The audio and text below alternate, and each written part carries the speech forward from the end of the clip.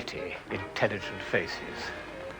They're the successful dramatists of 18th century Paris, and their busts stand in the foyer of the French National Theatre, that theatre which for 100 years did so much to promote good sense and humanity.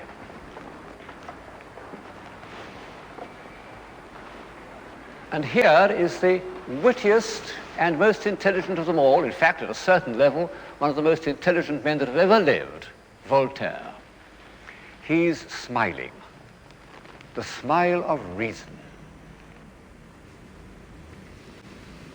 You know, there's a character called Fontenelle, a French philosopher who, by living to be nearly 100, bridged the 17th and 18th centuries, the world of Newton and the world of Voltaire. He held a position known as Perpetual Secretary of the Academy of Science. He told an interviewer that he had never run and never lost his temper. The interviewer asked him if he had ever laughed. He said, "No, I have never made ha-ha." But he smiled. And so do all the other distinguished writers, philosophers, dramatists, and hostesses of the French 18th century. It seems to us shallow. We've got into deep water in the last 50 years. We feel that people ought to be more passionate, more convinced, or, as the current jargon has it, more committed. The smile of reason may seem to betray a certain incomprehension of the deeper human emotions, but it didn't preclude some strongly held beliefs. Belief in natural law, belief in justice, belief in toleration. Not bad. The philosophers of the Enlightenment pushed European civilization some steps up the hill. And in theory, at any rate, this gain was consolidated throughout the 19th century. Up to the 1930s, people were supposed not to burn witches and other members of minority groups, or extract confessions by torture, or pervert the course of justice, or go to prison for speaking the truth, except, of course, during wars.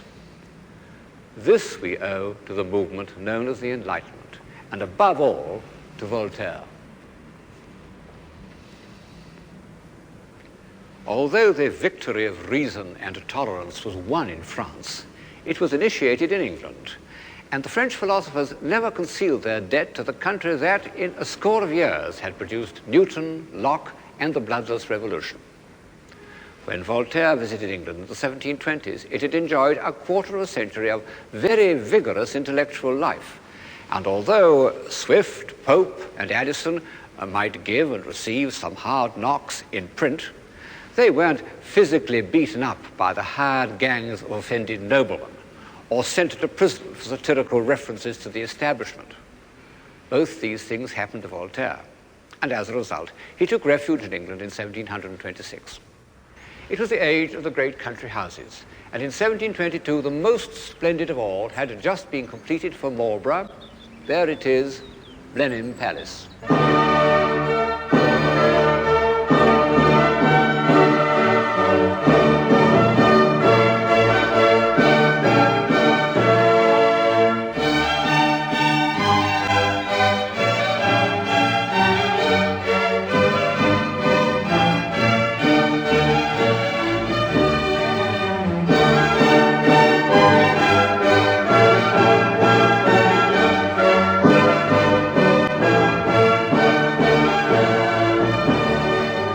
A superb setting, but not everybody's idea of a pleasant country retreat.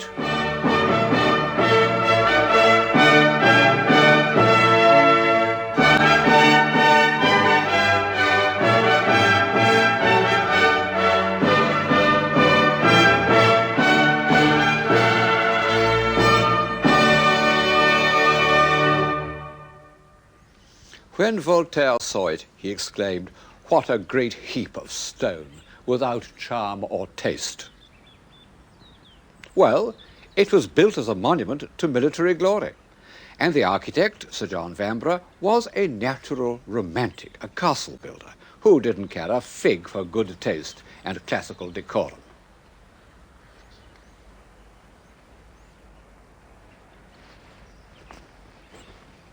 '18th century England was the paradise of the amateur.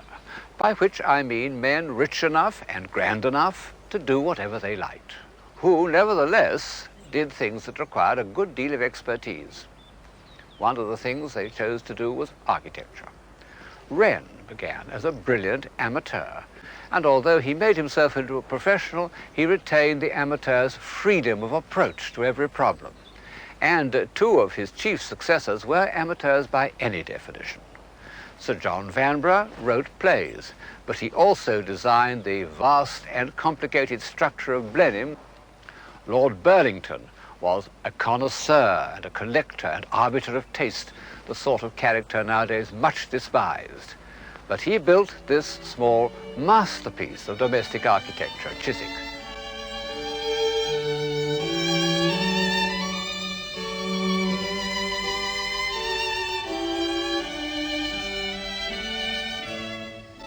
One may wonder how many professional architects today could handle these problems of design as expertly as Lord Burlington has done. These steps and colonnades look very imposing, but the building behind them is quite small, about the size of an old parsonage.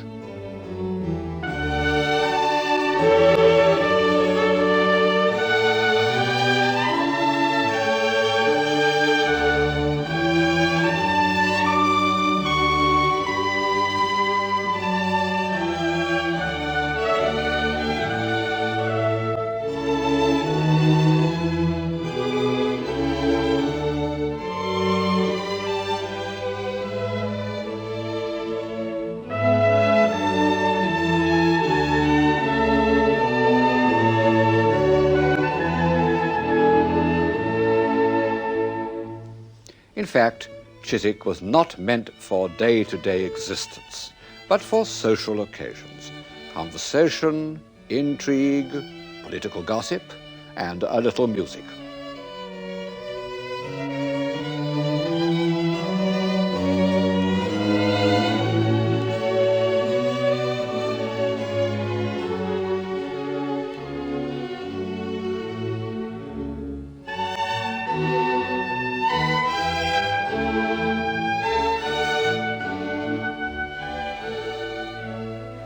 Of course, it's only a miniature, kind of glorified drill box. And yet I don't feel that it's at all pinched or constricted. In a way, these 18th century amateurs were the inheritors of the Renaissance ideal of universal man. And it's significant that the typical universal man of the Renaissance, Alberti, had also been an architect.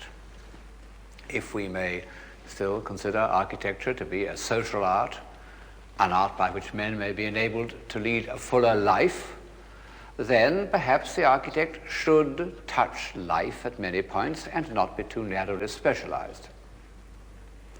18th century amateurism ran through everything: chemistry, philosophy, botany and natural history. It produced men like the indefatigable Sir Joseph Banks, who refused to go on Captain Cook's second voyage because he wasn't allowed to have two horn players to make music for him during dinner.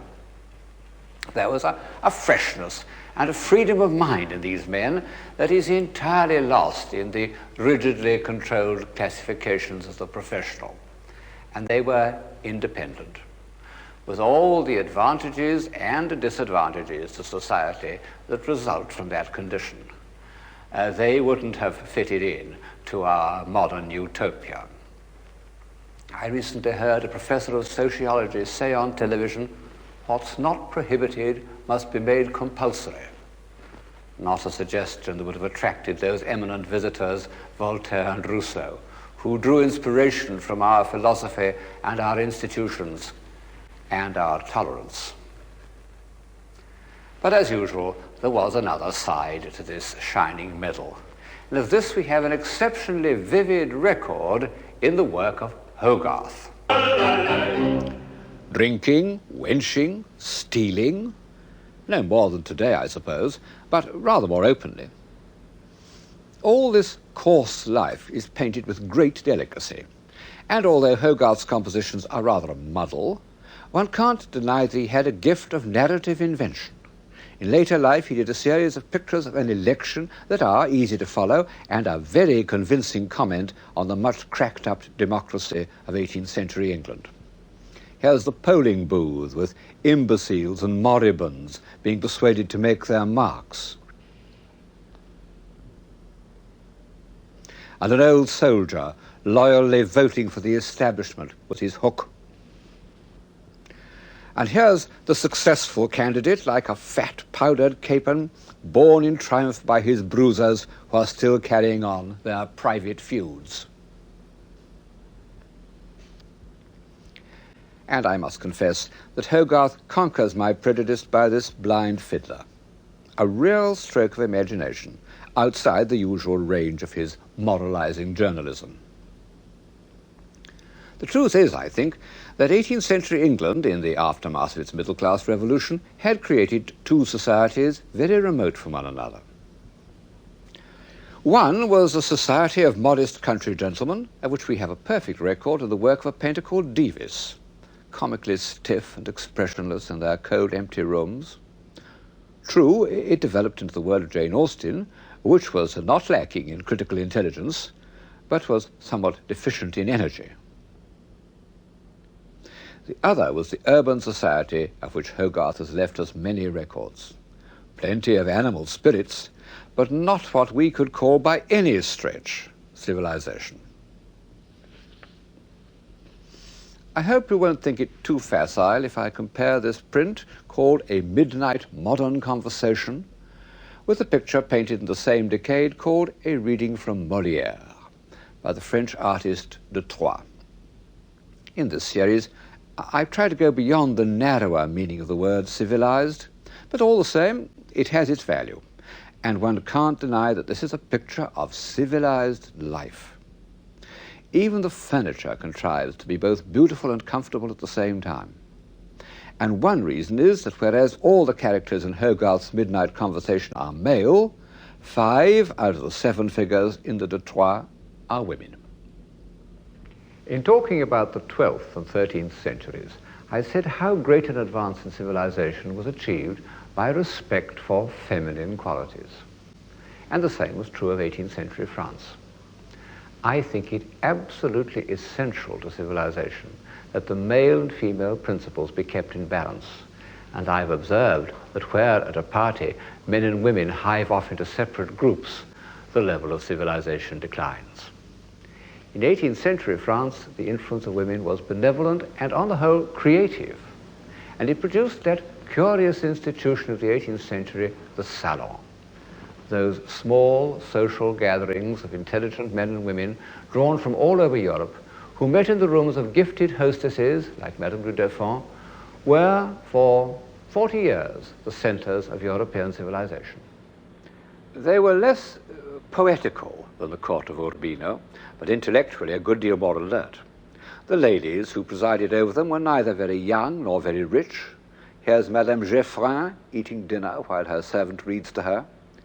We know exactly what they looked like because French artists at the time have portrayed them without flattery, but with a penetrating eye for their subtlety of mind. How did these ladies do it? Not by beauty or physical charms. They did it by human sympathy, by making people feel at ease, by tact. The success of the Parisian salon also depended on 2 accidental factors. The court and government of France were not situated in Paris, but here in Versailles.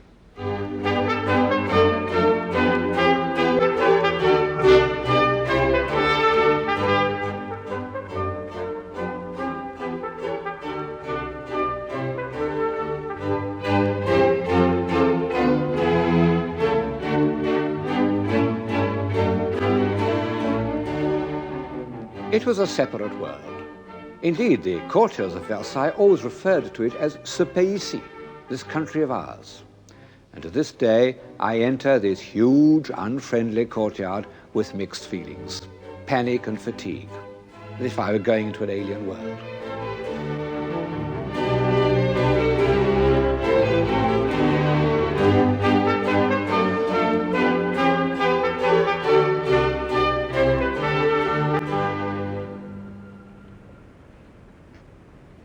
But the remoteness of Versailles had this good result, that Parisian society was free from the stultifying rituals of court procedure and the trivial day-to-day preoccupations of politics. The other thing that made 18th century salons a source of enlightenment was that the French upper classes were not destructively rich. They lost most of their money in a financial crash brought about by a Scottish wizard named David Law. As I've said several times, a margin of wealth is helpful to civilization, but for some mysterious reason, great wealth is destructive. I suppose that some discipline and economy is as necessary in art as it is in life. Also, great display is heartless. The south front of Versailles is a masterpiece of architectural design, but it doesn't touch us like something loved and familiar. For example, look at Chardin, the greatest painter of mid-18th century France. No one has ever had a surer taste in color and design. Every area, every interval, every tone gives one the feeling of perfect rightness. Well, Chardin didn't depict the upper classes, still less the court. He sometimes found his subjects in the thrifty bourgeoisie, and what sweet people they are. Sometimes among the working class, where I think he was happiest because he loved the basic design of pots and barrels. They are noble, in a way that a piece of Louis XV's furniture couldn't be. Chardin's pictures show the qualities immortalized in verse by La Fontaine and Molière: good sense, a good heart, an approach to human relationships both simple and delicate. And they show that these survived into the mid-18th century and survive to this day among skilled workmen, what the French call artisans, who still maintain the character of French civilization. The salons where the brightest intellects of France were assembled were more luxurious, but still not overwhelming. The furniture was in a style that may seem to us rather extravagant, but the rooms were of a normal size. People could feel that they had some human relationship with one another. After the law crash, many of the French upper classes couldn't afford houses in Paris and lived in apartments. Comfort and elegance took the place of grandeur. We have a complete record of how people lived in mid-18th century France, because there were innumerable minor artists who were content to record the contemporary scene instead of expressing themselves. Here's part of a series modestly known as the Monument of Costume, small masterpieces of design and execution. The ladies have come to see their friend who is about to have a baby. Don't be afraid, dear friend, they say. In this painting by Boucher, a lady is dressing by the fire, her maid asking her what she's going to wear. And here, also by Boucher, is the family sitting by the window having their morning coffee, or more likely chocolate. The little girl showing off her toys. Well, nobody but a sourpuss or a hypocrite would deny that this is an agreeable way of life. Why do so many of us instinctively react against it? Because we think it based on exploitation? Well, do we really think that far? If so, it's like being sorry for animals and not being a vegetarian. Our whole society is based on different sorts of exploitation. Or is it because we believe that this kind of life was shallow and trivial? Well, that simply isn't true. The men who enjoyed it were no fools. Talleyrand said that only those who experienced the life of 18th century France had known the douceur de vivre, the sweetness of living. And Talleyrand was certainly one of the most intelligent men who ever taken up politics. The people who frequented the salons of 18th century France were not merely a group of fashionable good-timers. They were the outstanding philosophers and scientists of the time. They wanted to publish their very revolutionary views on religion. They wanted to curtail the power of a lazy king and an irresponsible government. They wanted to change society. In the end, they got rather more of a change than they bargained for. The men who met each other in the salons of Madame de Deffand and Madame Jefferson were engaged in a great work. Here it is, an encyclopedia, or Dictionnaire raisonné des sciences, des arts et des métiers. It was intended to advance mankind by conquering ignorance. It was a gigantic enterprise, as you can see. Eventually, this is only a small part of it, eventually there were 24 folio volumes. And of course, it involved a great many contributors. But the dynamo of the whole undertaking was Diderot. There he is, in a picture by Van Loo, smiling the smile of reason, which enraged him. He said he'd been made to look like an old cocotte who was still trying to be agreeable. He was a many-sided man, very intelligent, a novelist, a philosopher, even an art critic, the great supporter of Chardin. And in the encyclopedia, he wrote articles on everything from Aristotle to artificial flowers. The aims of the encyclopedia seem harmless enough to us, but you know, authoritarian governments don't like dictionaries. They live by lies and by bamboozling abstractions, and they can't afford to have words accurately defined. The encyclopedia was twice suppressed, and by its ultimate triumph, the polite reunions in these elegant salons became precursors of revolutionary politics. They were also precursors of science. The illustrated supplement of the encyclopedia is full of pictures of technical processes. Here's one of the plates, for example, showing the polishing of wood. And then another, all the beginning here shows the making of silk for the tapestry, and this is the actual dyeing of the wool for the Gobelin tapestries. And throughout the book, there are extremely interesting examples of the techniques of the day.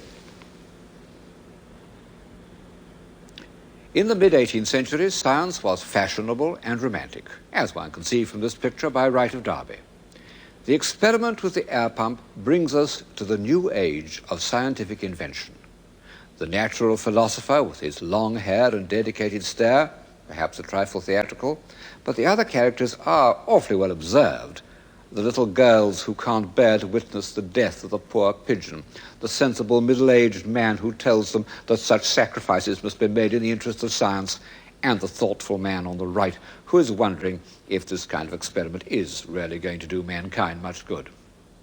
They're all taking it quite seriously, but nonetheless science was, to some extent, an after-dinner occupation like playing the piano in the next century. Even Voltaire, who spent a vast amount of time on weighing molten metal and cutting up worms, was only a dilettante. He lacked the patient realism of the experimenter, and perhaps such tenacity exists only in a milieu where quick-wittedness is less highly valued. In the 18th century, it emerged in a country where civilization still had the energy of newness. The Scottish character, and I'm a Scot myself, shows an extraordinary combination of realism and reckless sentiment. The sentiment has passed into popular legend, and the Scots are proud of it, and no wonder. Where but in Edinburgh does a romantic landscape come right into the centre of the town? But it's the realism that counts, and that made 18th century Scotland a poor, remote, semi-barbarous country, a force in European civilization. Let me name some 18th century Scots. In the world of ideas and science, Adam Smith, David Hume, Joseph Black, and James Watt. It's a matter of historical fact that these were the men who, soon after the year 1760, changed the whole current of European thought and life. Joseph Black and James Watt discovered that heat, in particular steam, could be a source of power. Well, I needn't describe how that has changed the world. In The Wealth of Nations, Adam Smith invented the study of political economy and created a social science that lasted up to the time of Karl Marx. In his treatise on human nature, Hume succeeded in proving that experience and reason have no necessary connection with one another, that there's no such thing as a rational belief. Hume, as he himself said, was of an open, social, and cheerful humor, and he was much beloved by the ladies in the Paris salons. I suppose they've never read that small book which has made all philosophers feel uneasy till the present day. All these great Scots lived in the grim, narrow tenements of the old town of Edinburgh, piled on the hill behind the castle. But even in their lifetime, the great Scottish architects, the brothers Adam, who had produced one of the finest pieces of town planning in Europe, the new town of Edinburgh.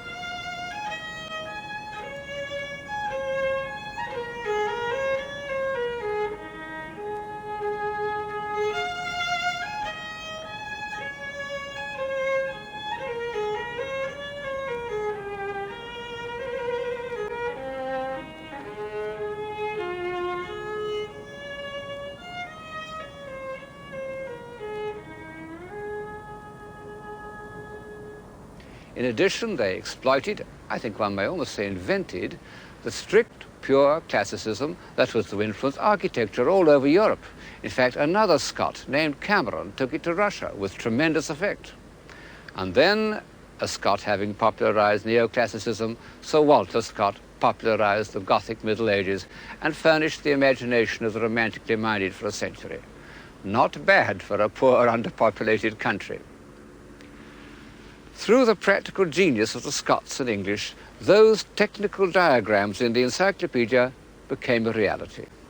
And before the political revolutions of America and France had taken effect, a far deeper and more durable transformation was already underway, what we call the Industrial Revolution.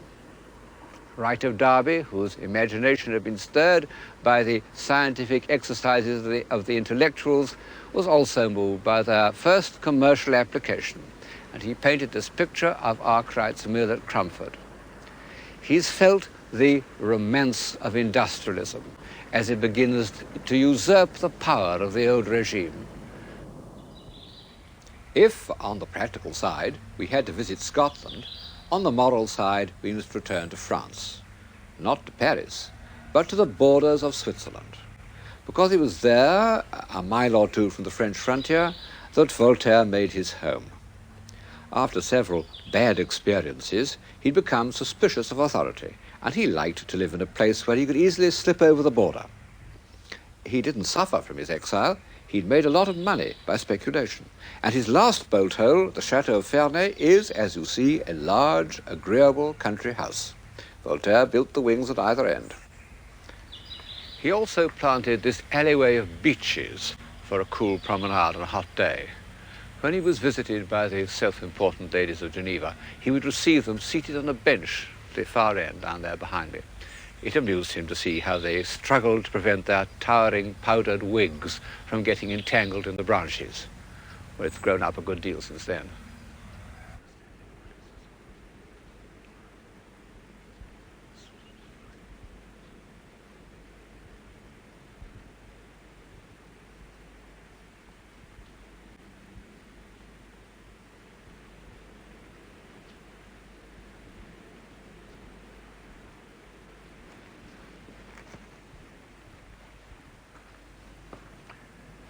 It was in this room that he thought up devastating witticisms with which to destroy his enemies.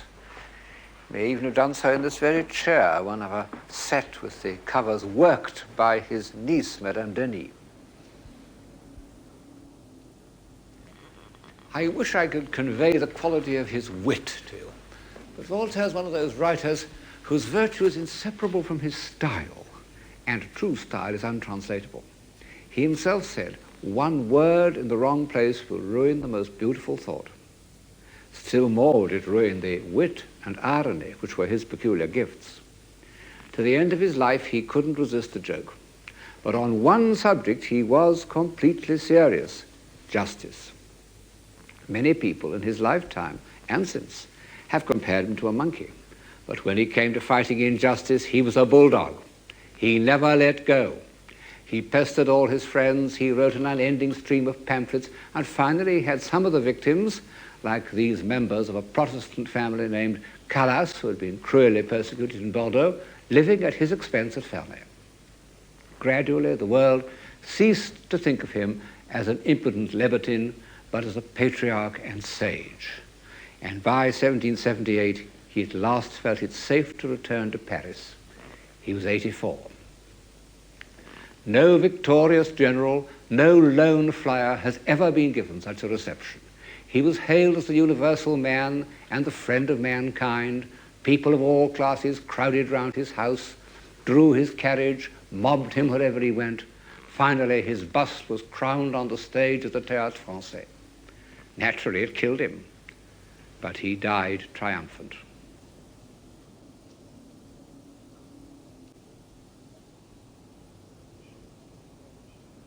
The remarkable thing about the frivolous 18th century was its seriousness. It was, in many ways, the heir to Renaissance humanism. But there was a vital difference. The Renaissance had taken place within the framework of the Christian church. A few humanists had showed signs of skepticism, but no one had expressed doubts about the Christian religion as a whole. People had the comfortable moral freedom that goes with an unquestioned faith. But by the middle of the 18th century, serious-minded men could see that the church had become a tied house, tied to property and status, and defending its interests by repressions and injustice. No one felt this more strongly than Voltaire. Écraser l'infâme, crush the vermin. It dominated his later life, and he bequeathed it to his followers. I remember H.G. Wells, who was a kind of 20th century Voltaire, saying that he daren't drive a car in France because the temptation to run over a priest would be too strong for him. All the same, Voltaire remained a kind of believer. He even built a chapel at Ferney. Over the door he had inscribed the words Deo erexit Voltaire, Voltaire in larger letters. It was an affair solely between him and God. However, several of the contributors to the encyclopedia were total materialists. And so the late 18th century was faced with the troublesome task of constructing a new morality without revelation or Christian sanctions. This morality was built on two foundations. One of them was the doctrine of natural law, the other the Stoic morality of ancient Republican Rome. Republican virtue inspired the most gifted painter of his day, David. In the Lives of Plutarch, people read about those grim, puritanical heroes of the Roman Republic who sacrificed themselves and their families in the interests of the state. And they took these monsters as models for a new political order. Here's David's first great revolutionary picture, The Oath of the Horatii. It was painted in 1785, and it created an effect which those of us who remember the first appearance of Picasso's Guernica may be able faintly to imagine. The Oath of the Horatii is the supreme picture of revolutionary action, not only in its subject, but in its treatment. Gone are all the melting outlines and pools of senseless shadow of a Fragonard, and in their place are these firmly outlined expressions of will. The unified totalitarian gesture of the brothers, like the kinetic image of a rotating wheel, has an almost hypnotic quality. Even the architecture is a conscious revolt against the refined ornamental style of the time.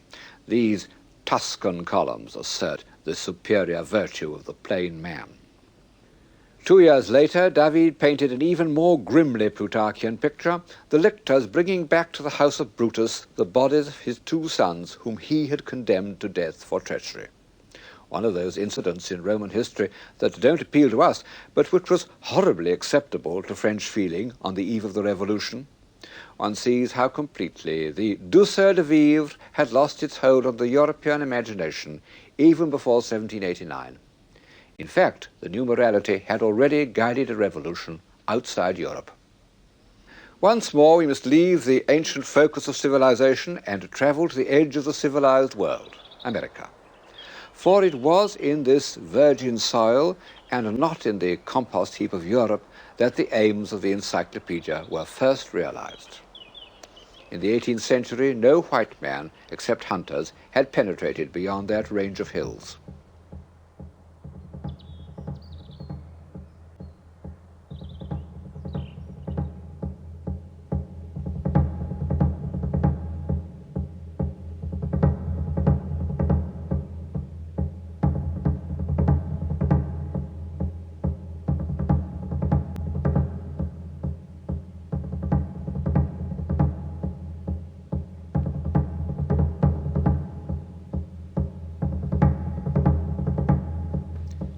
But here, on the border territory of the Indian, the trapper, the buffalo, a young Virginian lawyer elected to build his home in the 1760s. His name was Thomas Jefferson, and he called his house Monticello, the Little Mountain. It must have been an extraordinary apparition in that wild landscape.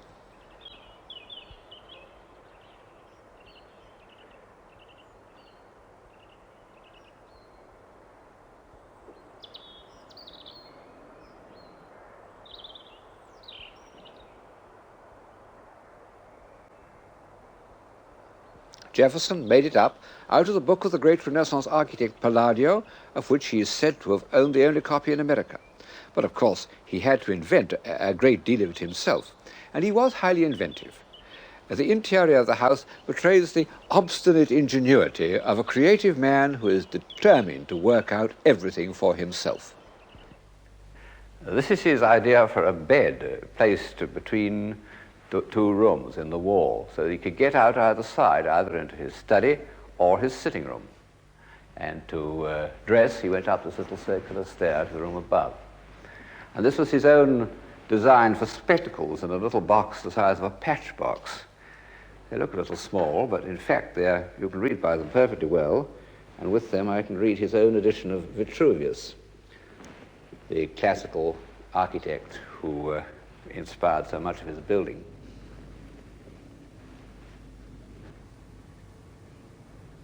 It's placed on a table, a revolving table, which he designed himself, which works very well, and a revolving chair. Everything in the room he designed, the drapes, the moldings, every single thing. And it all has a kind of simple, homespun, independent air, which is the stamp of Jefferson. He was the typical universal man of the 18th century. Linguist, scientist, agriculturalist, educator, town planner, and architect. Almost every incarnation of Leon Battista Alberti, the universal man of the Renaissance. Even down to a love of music and the management of horses and a certain crankiness. What in a lesser man could have been called a touch of self-righteousness. What a willful, independent head. Of course, Jefferson wasn't as good an architect as Alberti, but then he was also President of the United States. And as an architect, he was by no means bad. Monticello was the beginning of that simple, almost rustic classicism that stretches right up the eastern seaboard of America, right up to Massachusetts, and lasted for 100 years, producing a body of simple, civilized, domestic architecture equal to any in the world. And it reflects the grave self-assurance of the founders of the American Republic. Jefferson is buried in the grounds of Monticello. He left instructions for his tomb. On it were to be inscribed the following sentences, and not a word more. Here was buried Thomas Jefferson, author of the Declaration of American Independence, of the Statute of Virginia for Religious Freedom, and father of the University of Virginia.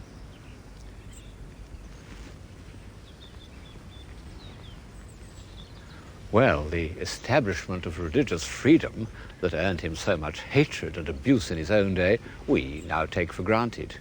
But the University of Virginia is still a surprise. It was all designed by Jefferson, and it's full of his character. He called it an academical village. There are 10 pavilions for 10 professors, and between them, behind this colonnade, the rooms of the students, all within reach and yet all individual. The ideal of corporate humanism. And then outside the courtyard are small gardens that show his love of privacy. Those serpentine walls were Jefferson's speciality. Nobody knows where he got them from. Needless to say, they had a practical as well as an aesthetic intention. The great courtyard was round 3 sides of a rectangle. The 4th side you saw over the mountains to Indian territory. How confidently, in their semi-wild domain, the founding fathers of America assumed the mantle of republican virtue and put into practice the notions of the French Enlightenment. They even called on the great sculptor of the Enlightenment, Houdon, to commemorate their victorious General Washington. And here's the result, standing in the Capitol at Richmond, Virginia. This program began with Houdon's statue of Voltaire, smiling the smile of reason. It could end with Houdon's statue of Washington. No more smiles. Houdon saw his subject as that favorite Roman Republican hero, the decent country gentleman called away from his farm to defend his neighbor's liberties.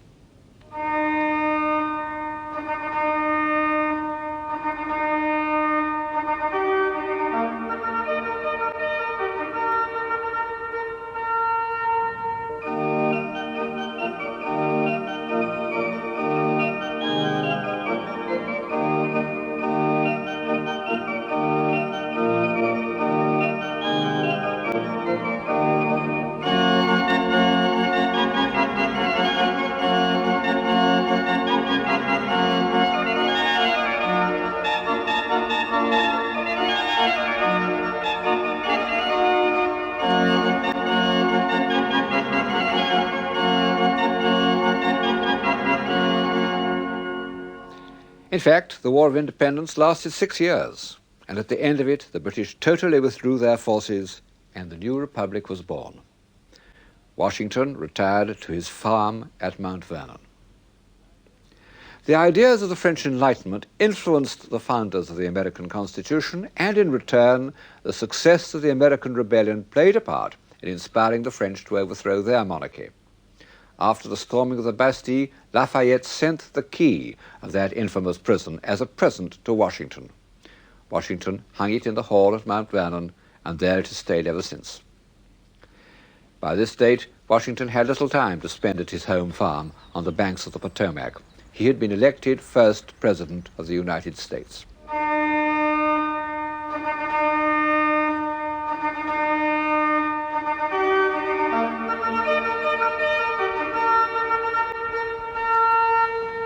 His monument dominates the new capital city, which was named after him. Facing it, across the tidal basin of the Potomac, is the monument to Jefferson, who became the third president.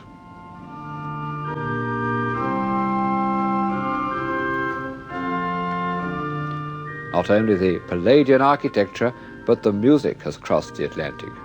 God Save the King has become My Country 'Tis of Thee.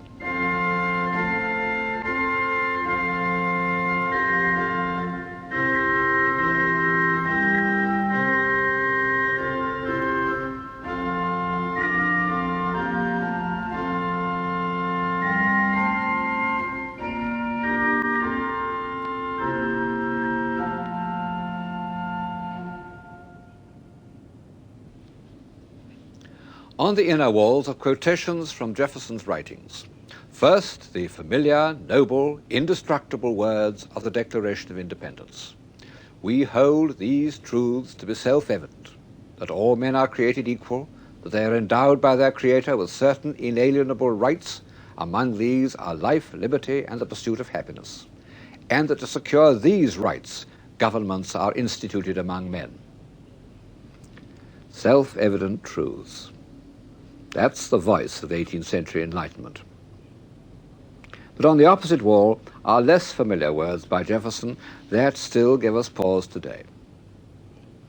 I tremble for my country when I reflect that God is just, that his justice cannot sleep forever. Commerce between master and slave is despotism. Nothing is more certainly written in the book of fate than that these people are to be free. A peaceful-looking scene, a great ideal made visible, but beyond it, what problems?